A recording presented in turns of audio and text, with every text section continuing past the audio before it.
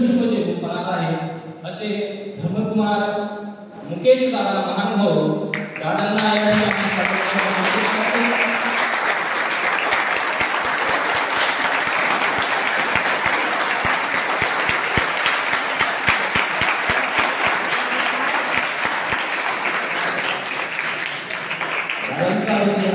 करतो.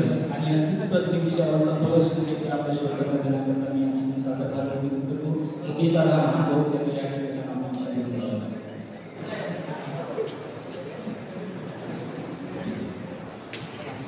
सच्चिदानंद रूपाय विश्वोत्पत्त्यादिहेतवे तापत्रे विनाशाय श्रीकृष्णाय वयं नमः. श्रीकृष्णाय वयं नमः. सर्वज्ञ श्री जगन्नाथ स्वामी की जय. सर्व गुणांनी धर्मांनी रत्नाकर पूर्ण परब्रह्म जगत नियंता अखिल ब्रह्मांड नायक श्री चक्रधर स्वामीच्या महती कृपेने दरवर्षी प्रमाणे चालत आलेली ही शास्त्रीय व्याख्यानमाला निमित्त आयोजित केलेली ही धर्मसभा आणि या धर्मसभेमध्ये आज आपण एकत्रित झालो आणि या धर्मसभेचे अध्यक्ष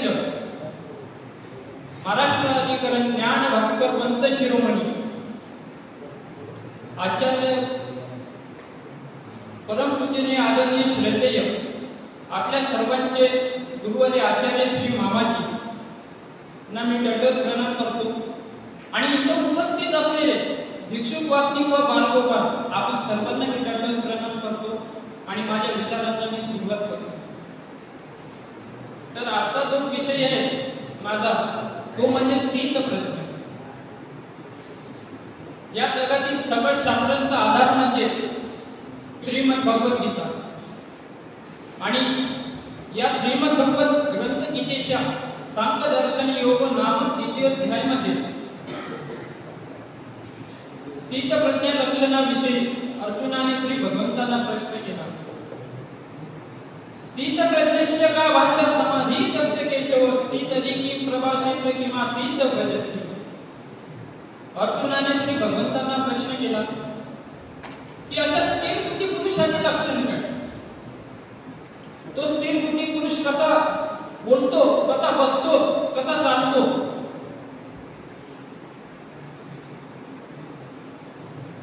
अर्जुनाने शंकाचे निरूपण केले. प्रजाहाती यदा कामं सर्वात पार्थ मनोगता आत्मन निर्वाणपणा तुष्ट स्थित प्रज्ञस्तदच्यते. श्री भगवान म्हणाले, हे अर्जुना, ज्यावेळी हा पुरुष मनातील सर्व कामना पूर्णपणे त्यागतो आणि ईशचिंतनामध्ये संतुष्ट राहतो तर अशा पुरुषाला स्थित प्रज्ञा म्हटले जाते. या संसारामध्ये जी प्रयत्न करू लागला की त्याची सगळी वासना क्षीण होतात आणि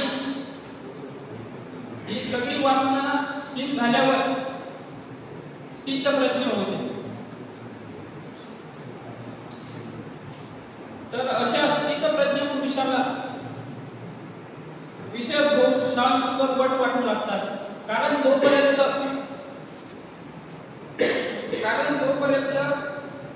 अंतःकरण कामनाने भरलेले असते तोपर्यंत त्याला परमात्मा चिंतनाला स्थान नसते.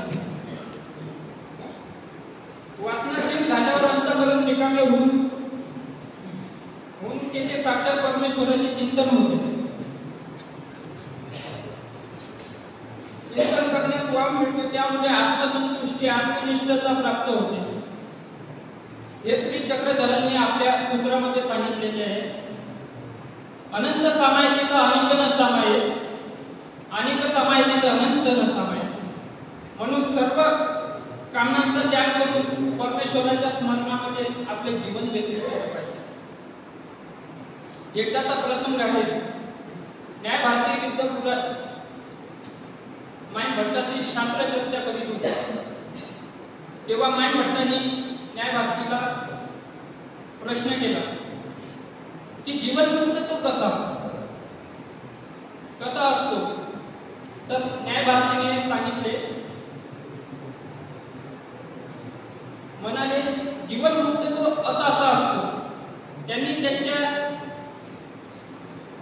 आपल्या पद्धतीने सांगितले की जीवनमुक्त तो असा असतो. आपल्या पद्धतीने सांगितले आणि जीवनमुक्ताची व्याख्या केली. परंतु माईन भट्टांनी त्यांच्या मताचे खंडन केले आणि माईन भट्ट जीवनमुक्ताचे लक्षण सांगत असताना श्री प्रभू बाबाकडे हात करून म्हणाले, जीवनमुक्त स्थित प्रज्ञ तो असा असतो. आणि हे ऐकून श्री प्रभू बाबांनी हास्य केले आणि श्रीमुखीचे तांबूळ उडाले आणि भक्तजनांनी तो प्रसाद घेतला. आणि न्यायभारतीने मान्य केले की गोस्वामीच खरे संन्यासी आहे आणि जीवनमुक्त आहे. माझ्या मतानुसार सध्याच्या काळात जे जीवनमुक्त स्थितप्रज्ञ असे जे महापुरुष आहेत ते म्हणजे आम्हा सर्वांचे गुरुवर्य श्री मामाजी.